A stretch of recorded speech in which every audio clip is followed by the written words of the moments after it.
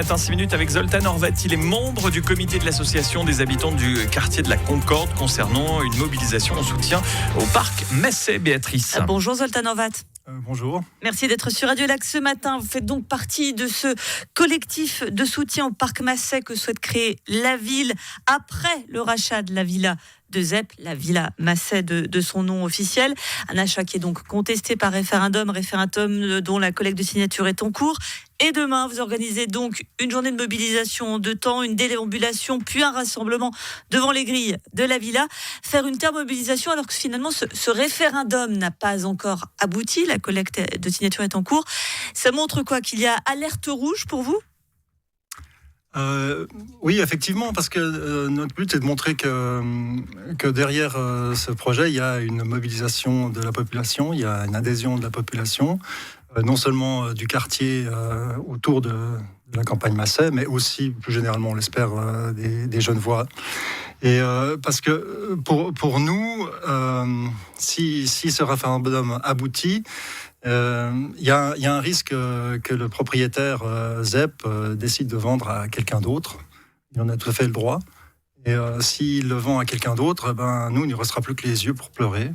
Et qu'une fois de plus, ce parc nous passera sous le nez, comme c'est déjà arrivé en 89 et puis en 2007. Et ça, nous, on n'a vraiment pas envie de le faire. Et donc, on a envie de dire aux gens, mais ce référendum, c'est un leurre. Parce que d'abord, il faut parce que nous, on ne craint pas la décision d'aller vers le peuple, mais c'est la décision, la réaction de Zep si jamais ce référendum est lancé. Alors, il y a une vertu un peu pédagogique dans cette mobilisation, j'ai envie de dire, puisque vous faites cette fameuse déambulation pour montrer la densité du quartier. Et il y a l'idée aussi qu'il faut vraiment convaincre de l'intérêt de ce parc demain. Oui, c'est la deuxième raison, c'est montrer déjà qu'il y a beaucoup de gens qui sont derrière ça. Et la deuxième raison, c'est de montrer à quel point ce parc est important et nécessaire pour ce quartier, parce qu'il y a beaucoup de mobilisation, de densification. Il va y avoir 2 fois plus d'habitants. En 15 ans, le quartier va prendre 3000 habitants en plus. 1250 appartements, donc 3000 personnes ou plus. Et d'une part, montrer aussi qu'il y a très peu de parcs. Les parcs qui sont là sont tout petits et ne sont pas du tout adaptés à la population qui y est. Et puis montrer aussi que cette parcelle, cette immense parcelle privée qui est en plein milieu d'un quartier très dense, c'est une vraie barrière pour toutes les personnes qui veulent se promener, qui veulent aller au bord du lac, au bord du Rhône, qui veulent se promener. Il faut vraiment la contourner dans tous les sens.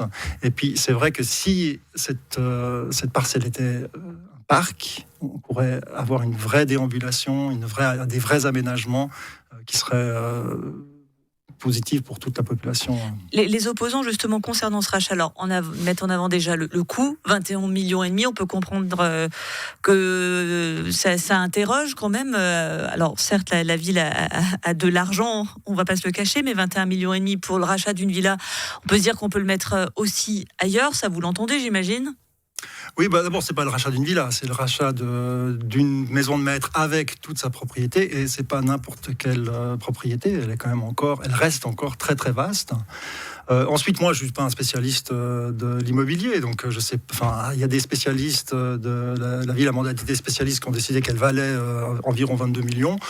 Moi, je sais pas. A priori, je vais pas forcément remettre en cause ce qu'ont décidé des spécialistes. Je remarque simplement que dans un article du matin, il y avait des spécialistes des immobiliers qui disaient que soit ça valait plus cher, alors d'autres disaient que ça valait moins cher. Grosso modo, on entendait le juste milieu. Tout est son contraire. Donc voilà. Ça, je pense, c'est une polémique dans laquelle nous n'avons pas du tout envie de rentrer. Par contre, l'aménagement du parc serait très encadré, puisqu'on sait que c'est un lieu classé, on ne peut pas faire tout ce qu'on veut. Là aussi, c'est ce que dénoncent les référendaires, c'est dire on veut racheter, mais on ne sait pas pour faire quoi, on ne sait pas ce que ça deviendrait. C'est vrai qu'il y a un flou qui interroge un peu sur le projet qui est mené, à part nous dire on fera un parc. Oui, mais... Ouais, mais alors voilà, on fera un parc, hein. C'est-à-dire, c'est quand même l'essentiel. 99% de la part de cette parcelle, c'est un parc. Donc, dire qu'on va en faire un parc, c'est déjà l'essentiel du projet. Ensuite, effectivement, là, vous parlez du bâtiment qui est classé. Donc, on ne peut pas faire tout ce qu'on veut dans ce bâtiment, c'est clair, mais c'est que le bâtiment. Pour le reste, on peut faire des aménagements qu'on pense être nécessaires. Ensuite, c'est aussi quelque chose de positif aussi, de ne pas avoir un projet qui est complètement ficelé, parce que ça va permettre aux habitants de s'exprimer. Moi, je suis membre du Forum 1203.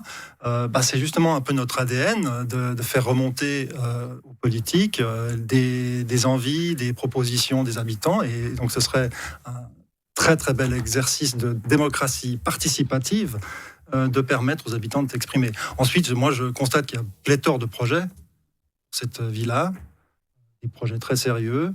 Alors, c'est clair que tant que cette villa n'a pas été vendue, je pense qu'on ne pourrait pas décemment demander aux gens de faire des gros projets bien articulés. Imaginez que vous allez demander vous lancez un appel d'offres pour un poste, et puis vous faites toutes les démarches, vous écoutez les gens, vous faites toutes les actes, vous passez en revue tous les actes de candidature. Puis le jour avant d'engager les gens, dire oui, mais on n'a pas encore l'argent.